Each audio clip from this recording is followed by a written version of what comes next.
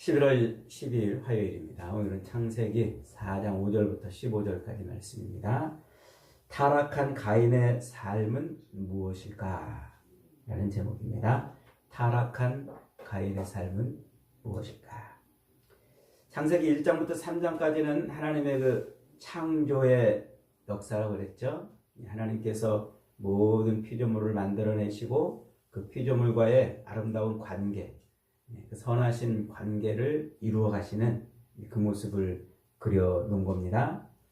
그런데 그 아름다운 하나님과의 관계를 유지하며 살아야 될 인간에게 마귀, 사탄이 미혹해 가지고 그 관계를 깨뜨려 버렸어요. 그걸 타락이라 이렇게 말합니다. 그 타락한 인간을 하나님이 다시 구원해 내셔서 하나님과 온전한 관계를 이루도록 하는 것, 그게 세상의 역사예요. 그게 구속사 이렇게 말한다고 그랬죠. 그래서 하나님은 하나님과의 관계가 깨어져 버린 그 인간을 다시 하나님과의 원래 관계로 되돌리기 위해서, 구원해 내시기 위해서 이제 시간과 공간으로 펼쳐지는 이 역사, 인간의 그 모든 역사를 주물러 가시면서 그 속에서 하나님의 백성들을 구원해 내시는 겁니다. 이 역사, 시간이라는 그리고 공간이라는 수레바퀴를 굴려가면서 그 속에 있는 모든 사람과 사건과 이런 모든 것들을 하나님이 주물러 가지고 예수 그리스도의 십자가를 세워 놓으시는 거예요. 그 십자가를 통해서 하나님의 백성들이 돌아오게 만드는 것. 그것이 바로 세상 역사라고 그랬어요. 그러니까 이 세상 역사는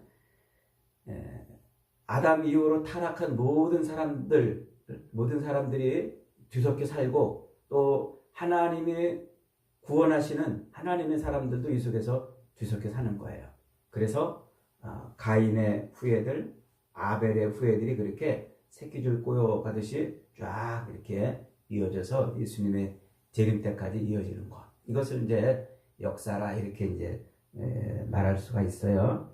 자, 그래서 요 창세기 4장부터는 이제 하나님이 누구를 구원해 내시는지, 그리고 이 타락한 인간의 삶은 도대체 뭔지 이걸 아주 선명하게 보여주고 있습니다.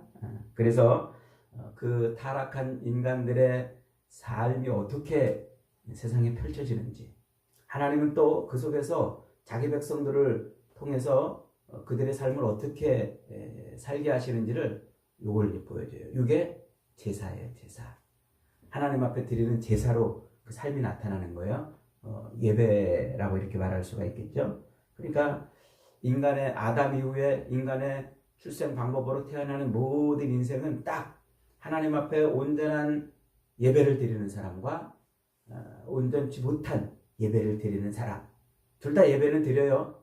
근데 바른 예배를 드리는 사람과 바르지 못한 예배를 드리는 사람, 이렇게 갈라지는 거예요. 딱 그 두 종류밖에 없어요, 세상은. 그래서 세상은 이렇게 두 종류의 사람이 이제 자기 삶을 펼쳐가는 모습을 보여줍니다. 자, 오늘은 5절입니다. 5절 다시 한번 읽겠습니다. 시작. 가인과 그의 재물은 받지 아니하신지라 가인이 몹시 분하여 안색이 변했다 그랬어요. 하나님 앞에 제사를 드렸더니, 재물을 드렸더니 하나님이 자기 재물을 그리고 제사를 받지 않으십니다. 그러니까 가인이 몹시 뭐 했다고요? 분노했다. 분노했다 이렇게 말합니다. 분노. 타락한 인간의 마음속에 드나들이는 감정 중에 최고의 감정이 분노예요. 분노. 그래서 인간은 이 안에서 이 분노가 늘 치밀어 오르는 삶을 살아요. 화가 나는 거죠. 화가 나는 것. 그래서 아주 어릴 때부터 그냥 눈도 제대로 못 뜬 애들도 화가 나고, 인생을 살 만큼 산 노인도 화가 있는 거예요. 모든 인생은 다 화가 있어요. 맹렬한 분노에서부터 작은 화까지 이렇게 인간의 마음속에는 늘 이 화가 치밀어 오르는 겁니다. 한자로 화를 불화 이렇게 쓰잖아요. 태운다, 사람을 태운다 이렇게 본 거예요. 그래서 화를 내면은 사람은 막 모든 걸 다 태워버린다 이렇게 이제 보는 거죠. 그래서 사람은 이 화를 잘 내면 안 돼요. 화를 내지 않도록 조절을 해야 된대요. 사람이 화를 낼 때 이 안에 뭐 독소가 막 뿜어져 나온대요. 독소. 그래서 제가 어디서 읽어봤는데 이게 사실인지 아닌지는 잘 모르겠는데 사람이 화를 낼 때 이 안에서 뿜어져 나오는 이 독소 때문에 자기도 상하고 이 독소를 뽑아내가지고 다른 사람한테 이렇게 주면요. 사람을 한 열댓 명 죽일 독이 된대요. 그러니까 자기도 상하고 다른 사람도 망하게 하는 이게 화다 이렇게 말할 수가 있어요. 우리 인류 역사에서요. 화 한번 잘못했다가 아주 망한 인생 뭐 여러 있겠습니다만은 대표적으로 히틀러가 화 한번 잘못 내서 망했대요. 이 사람은요.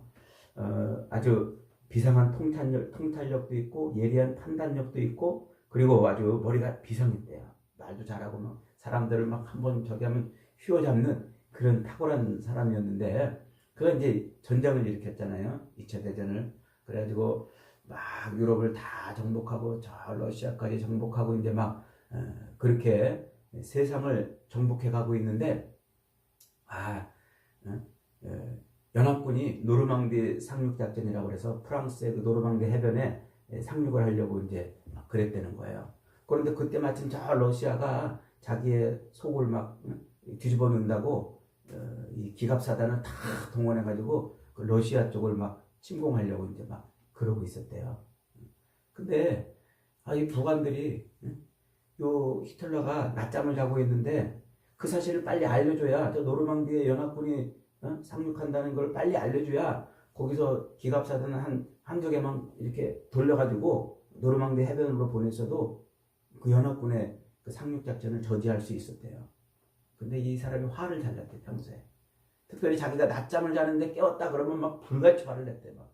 그래가지고 막 권총을 꺼내가지고 너 죽으려고 그러냐고 막 이랬대요.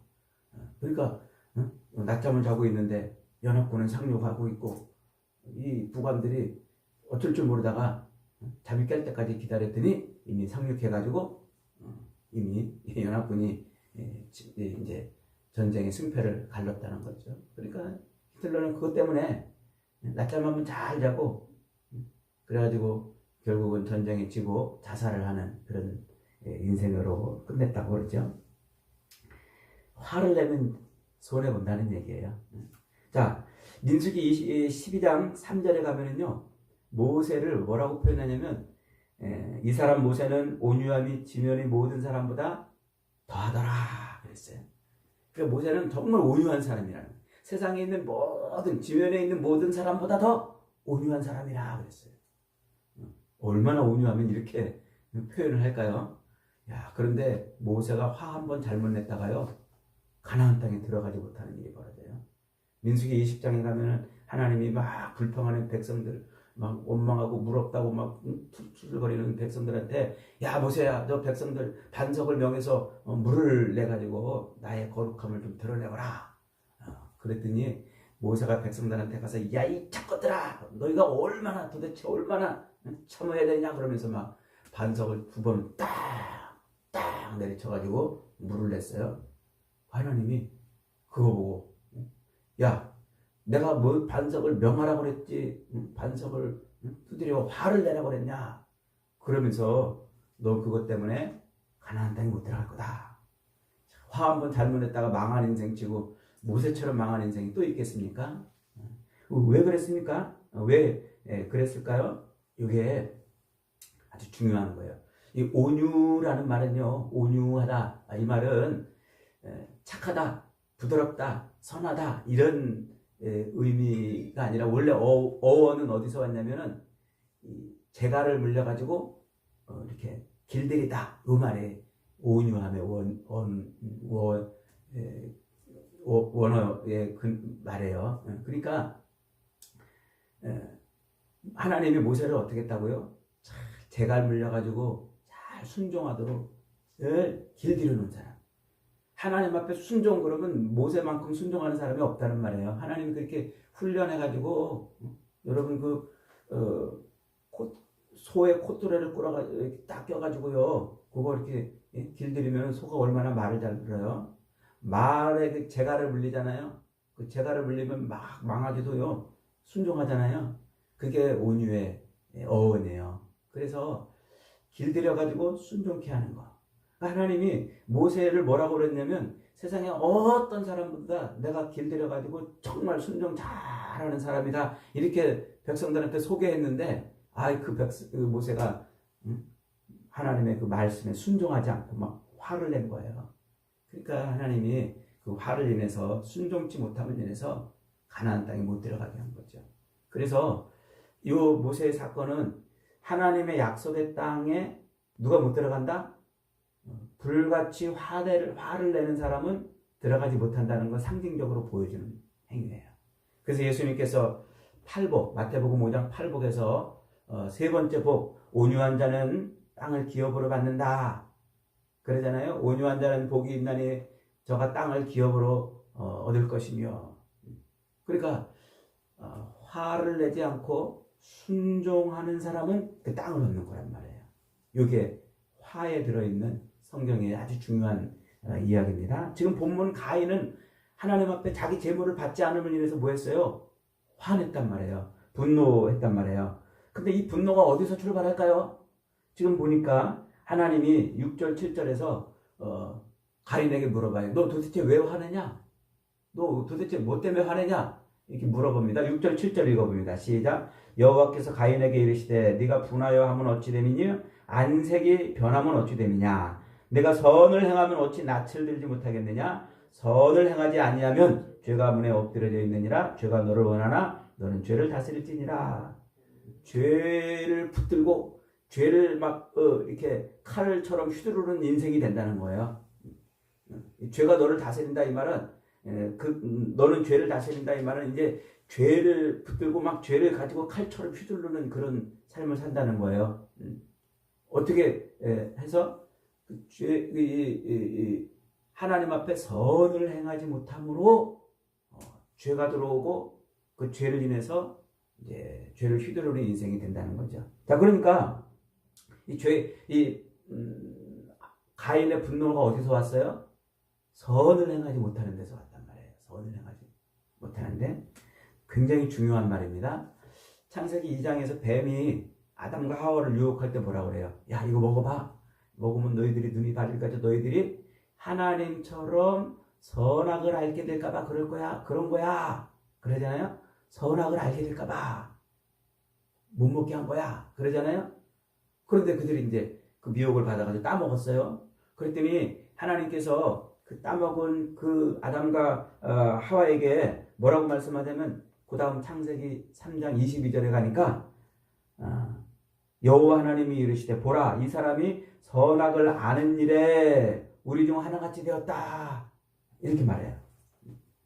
선악을 아는 일에 우리 중 하나같이 되었다. 이 말이 무슨 뜻일까요? 제가 이걸 3장에서 설명을 안 드리고 오늘 여기서 설명드리는 이유가 있어요. 이 알게 되었다, 알다라는 말은 지식으로 아는 게 아니라 몸으로 체득했다는 말이에요. 체득했다. 그러니까 선악을 아는 일에 몸으로 체득했다. 선악을 아는 일을 몸으로 체득했다. 이게 지금 선이 뭐고 악이 뭔지를 이해하고 분별하고 판단해서 행할 수 있는 상태가 되었다. 이 말이에요. 그러니까 아담과 하와가 따먹지 말라는 그 열매를 따먹음으로 말미암아 어떤 상태가 선이 뭐고 악이 무엇인지를 분별하고 이해하고 판별해서 행할 수 있는 상태가 됐단 말이에요. 하나님처럼 된 거예요, 진짜. 그런데 성경이 말하는 선이 뭐라고 그랬어요? 창세기 1장에서 보시기에 심히 좋았더라라는 말이 선이라고 그랬죠?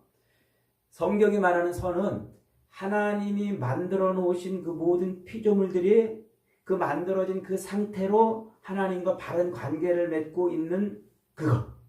하늘의 해는 해의 자리에서, 달과 별들은 별과 달의 자리에서 그 모든 피조물들이 자기 자리에서 자기 역할을 감당하고 하나님과 그런 바른 관계를 맺고 있는 상태를 보시기에 심히 좋았더라. 그게 선이란 말이에요. 선. 성경이 말하는 선은 하나님과 바른 관계를 맺고 올바른 그런 상태에 있는 것. 피조물의 자리에서 그런 상태에 있는 것. 그게 선이란 말이에요. 근데 지금 아담과 하와가 따먹지 말라는 열매를 따먹고 어떻게 된 거예요? 그 선을 행할 줄 알게 됐단 말이에요. 선을 행할 줄 알게 됐단 말이에요. 그래서 하나님과 올바른, 자기가 피조물이니까 하나님 앞에 올바른 관계를 맺는 그런 상태에 있는 게 아니고 자기도 하나님처럼 다른 것들에게 자기와 다른 것들의 관계를 자기가 보기에 좋은 상태로 만들고자 하는 그런 상태가 됐단 말이에요. 이게 이해가 되십니까? 그러니까 하나님이 모든 피조물을 만들어 놓고 하나님 보시기에 하나님과 올바른 관계를 맺고 있을 때 선하다 그런다고 그랬잖아요.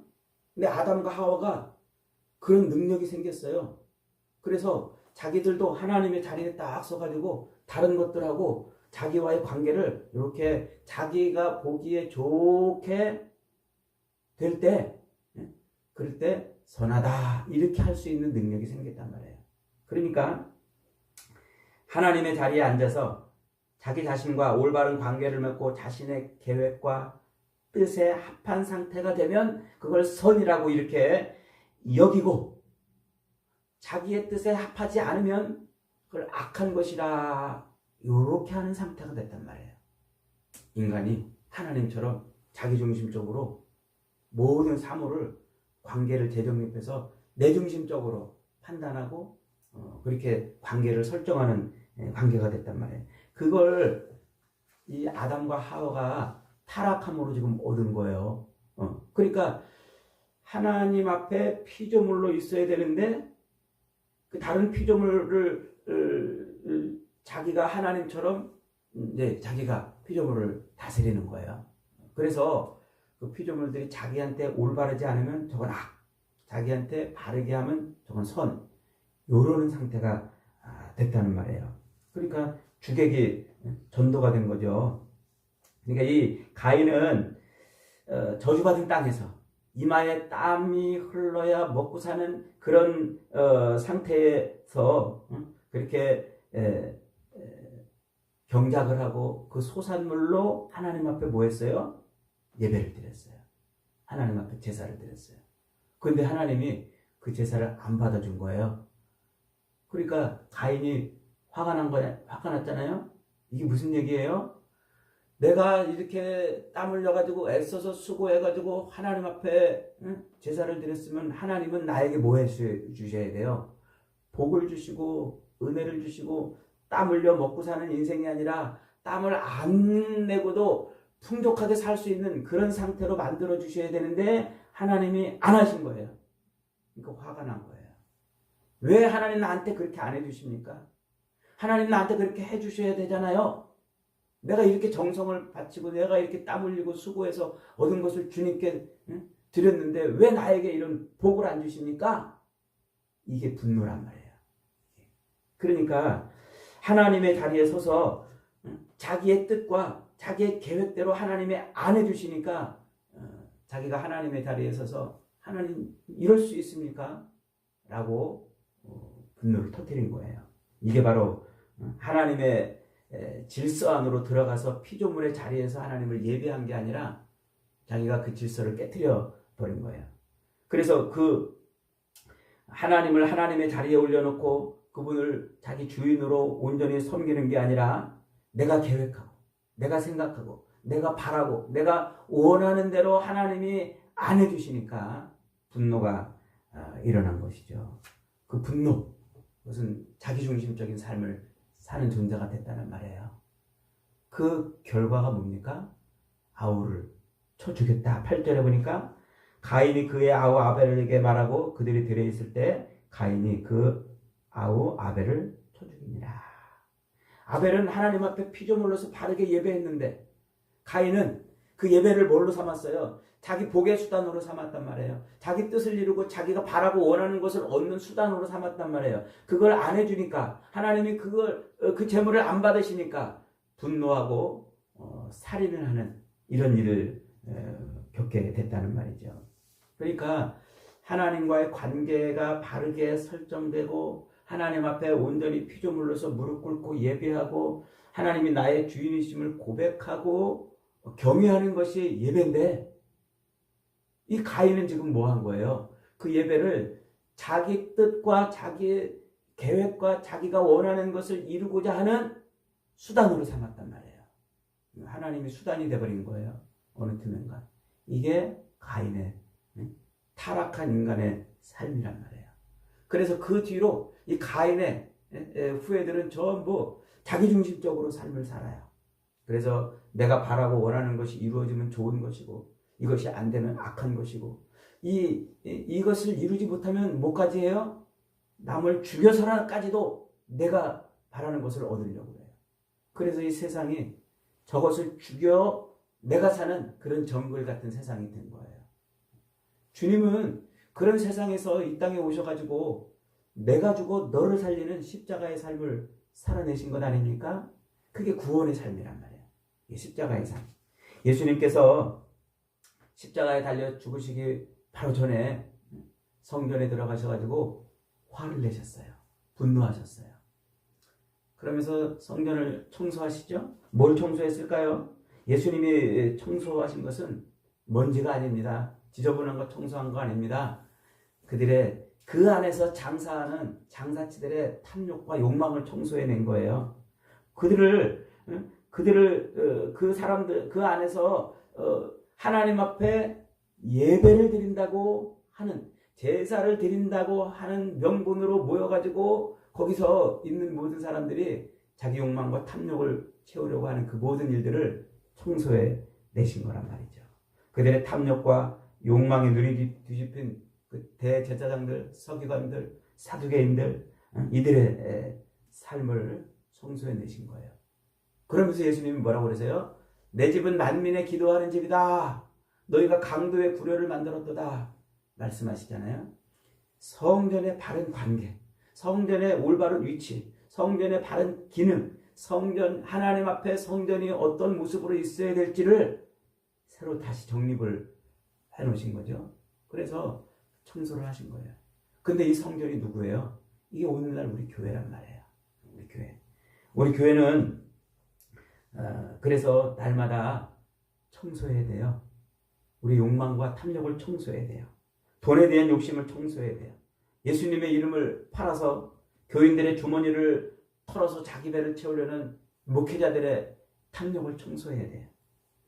장로의 이름으로 교회 안에서 장사해서 한몫 챙기려는 자들의 탐욕을 청소해야 돼요. 세상에서 교인들을 이용해서 장사하려고 하는 이런 탐욕이 교회 안에 가득하잖아요. 청소해야 돼요. 부자가 되고 세상에서 성공하고 출세하려고 교회를 출입하는 성도들의 탐욕을 청소해야 돼요. 심지어 예배마저도 자기의 바라고 원하는 것을 얻으려는 수단으로 삼으려는 이 가인 같은 욕망을 청소해야 된단 말이에요. 이런 것들을 청소해서 바르게 예배를 예배답게 하나님 앞에 온전하게 우리의 피조물의 자리에서 하나님을 경외하는 예배다운 그런 자리로 예배를 만들고 교회를 만드는 게, 그게 바로 하나님이, 예수님이 원하시는 거란 말이죠. 여러분, 우리는 무엇으로 청소할 수 있습니까? 예수님의 보혈로 청소하는 거예요. 주님의 보혈로. 그래서 내 죄 때문에 피 흘려주신 예수님의 이 보혈, 이 피를 우리가 우리의 몸에 바르고 하나님 앞에 나가는 거예요. 그래서 하나님 앞에 우리는 피조물입니다. 우리는 하나님을 경외하고 예배할 때 존재하는 존재입니다. 예배 때 이렇게 고백하고 찬송하고 하나님의 은혜를 구하는 것이죠. 여러분, 우리의 욕망과 탐욕을 채우지 못할 때 분노하고, 그러므로 말미암아 다른 사람을 해쳐서라도 내가 바라고 원하는 것을 얻으려고 사는 그 삶이 가인의 삶이에요. 가인의 후예들의 삶이고, 그러나 주님은 우리에게 오셔서 그 십자가의 피로 우리를 닦아주시고 저것을 죽여서 내가 사는 삶이 아니라 내가 죽어 너를 살리는 그런 삶을 살게 만들어 놓으셨어요. 그게 교회고 저와 여러분이고 참 예배의 삶입니다. 오늘도 저와 여러분은 우리 안에 계신 성령이 그렇게 살게 하시는 줄 믿으시기 바랍니다. 그래서 우리의 탐욕을 채우려고 몸부림치는 것이 아니라 하나님을 온전히 경외하고 예배하는 삶을 살아야 되겠습니다. 그렇게 내가 죽어 너를 살리는 온전한 삶을 살아서 하나님께 영광을 돌리는 복된 저와 여러분이 되시기를 주님의 이름으로 축복합니다. 아멘. 말씀 붙들고 기도합니다. 하나님, 오늘 가이국의 교회 위에 이제로부터 영원토록 함께 있을지어다. 아멘. 계속해서 기도하시다가 돌아가십니다.